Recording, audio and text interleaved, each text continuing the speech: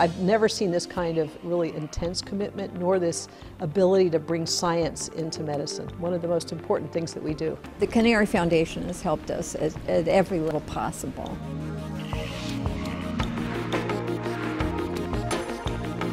It's exciting to know that we might have a technology that, if you fast forward a decade, could become something that doctors take for granted and routinely use to help identify sites of ovarian cancer. The overall goal and vision is to really make something happen. We've got the original ovarian cancer program, the lung program, prostate and pancreatic. One of our goals was to make sure that we had the blood test and the imaging test for all 4 of those diseases, and so we've accomplished that. Not that the tests are working yet, but they're all fully funded and moving forward. On the lung cancer side, we had a very exciting year. We've been pulling together the team. There are now 7 researchers that are working on different programs.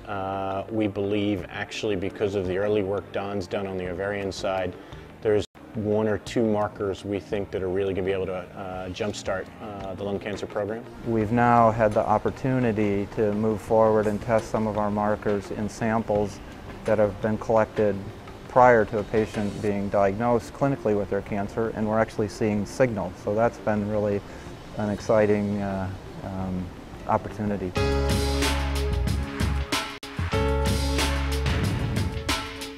It's a new technology we've developed in Raman imaging, and this is a new way where particles go into your body. Again, they latch onto the cancer, and when we shine light, these Raman particles shine a very specific signal back to us, and therefore we can detect cancer.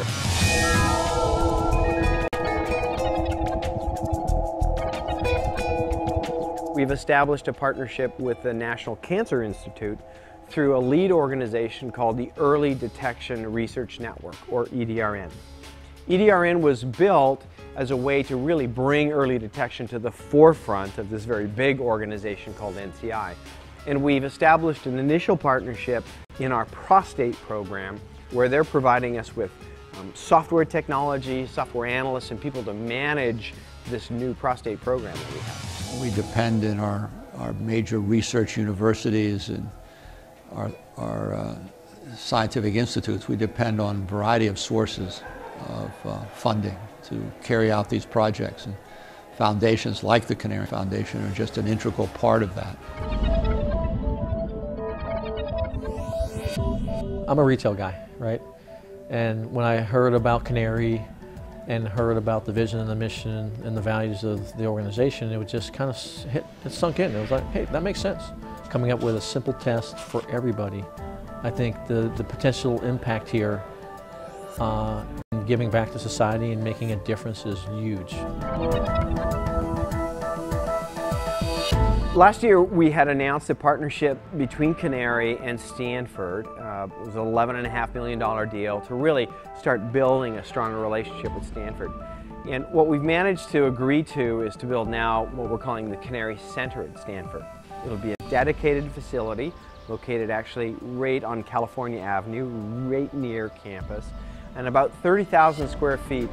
And what's unique about it, it will be the first place in the world that will combine everything we need for both the blood tests and the imaging tests, what the scientists call the in vivo and the in vitro tests, under one roof. And that will really, we believe, accelerate the science and allow us to get these tests to market even quicker than we had believed before.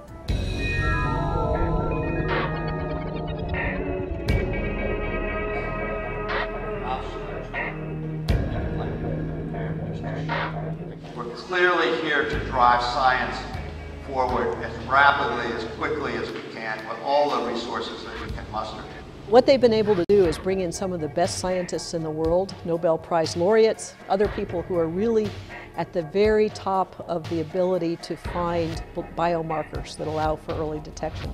It's really hard to get brilliant individuals to work as a team. And Don has been able to do it through his charisma and leadership, and it's been very impressive to watch, and I've really learned a lot from that.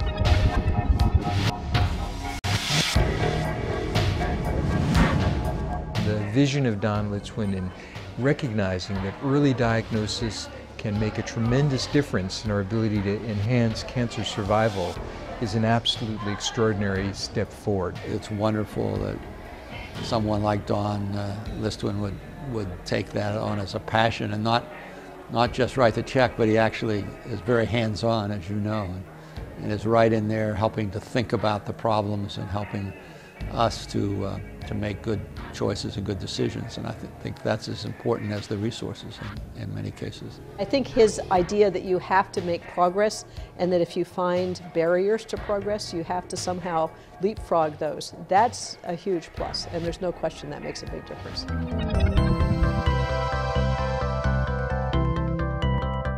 And as importantly for this area, up and down what is Sand Hill Road that we're near, there are billions of dollars of venture capital just dying to find new big markets that can change the world and make money. And so I think that if we can demonstrate that indeed we can break one, show the proof of principle, we'll be able to begin to see the investment from the venture community in these new early detection diagnostics. I believe in this. I believe in the mission. You know, we have no problem in terms of when we go to work every day to, get motivated to what we're doing. We know what we're doing.